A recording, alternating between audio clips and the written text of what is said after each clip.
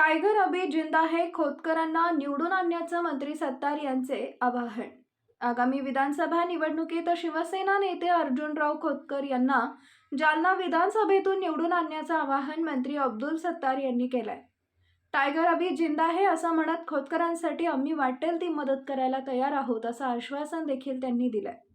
केंद्रीय राज्यमंत्री प्रतापराव जाधव, छत्रपती संभाजीनगरचे खासदार संदीपान भुमरे यांचा शिवसेना पक्षाच्या वतीनं जाहीर नागरी सत्कार करण्यात आला होता। शहरातील डॉक्टर बाबासाहेब आंबेडकर सभागृहात आज दुपारी हा सोहळा संपन्न झाला। यावेळी बोलताना मंत्री अब्दुल सत्तार यांनी शिवसेना नेते अर्जुनराव खोतकर यांना आगामी विधानसभा निवडणुकीत निवडून आणण्याचं आवाहन उपस्थितांना केलंय।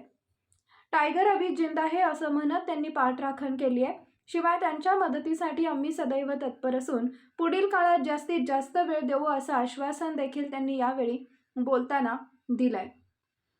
यावेळी व्यासपीठावर केंद्रीय राज्यमंत्री प्रतापराव जाधव, खासदार संदीपान भुमरे, मंत्री अब्दुल सत्तार, शिवसेना नेते अर्जुनराव खोतकर, अभिमन्यू खोतकर, भाऊसाहेब घुगे यांच्यासह पदाधिकारी उपस्थित होते। टाइगर अभी जिंदा है, टाइगर भी जिंदा है। करने का काम जो लगेगा, हर चीज से मदद करने का काम मैं और मेरा डिपार्टमेंट, मैं उनका भाई,